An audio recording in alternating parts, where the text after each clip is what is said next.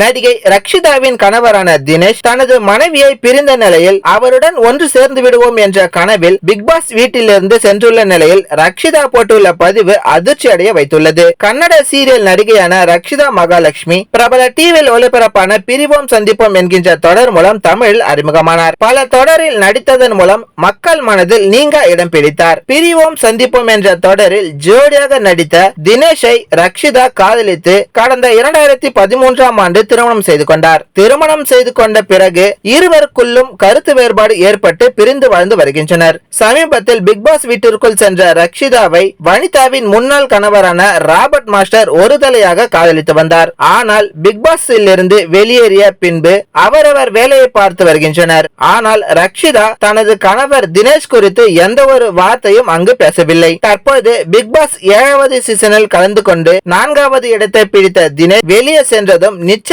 ரக்ஷிதாவுடன் வாழ வேண்டும் என்று கூறியிருந்தார். ஆனால் ரக்ஷிதா அதற்கெல்லாம் வாய்ப்பே இல்லை என்று உறுதியாக இன்ஸ்டாகிராமில் பதிவிட்டு வருகிறார். இந்த நிலையில் தற்போது புரிஞ்சா சரி, நோ மீன்ஸ் நோ என குறிப்பிட்டு இன்ஸ்டாவில் ஒரு ஸ்டேட்டஸ் பதிவிட்டு இருக்கிறார். தினேஷ் அந்த அளவுக்கு ரக்ஷிதாவிடம் நடந்து கொண்டாரா என ரசிகர்கள் அதிர்ச்சியாகி இருக்கின்றனர். இந்த வீடியோ உங்களுக்கு பிடிச்சிருந்தா லைக் பண்ணுங்க, ஷேர் பண்ணுங்க, கமெண்ட் பண்ணுங்க, மறக்காம யோகி டாக்ஸ் சேனலை சப்ஸ்கிரைப் பண்ணுங்க.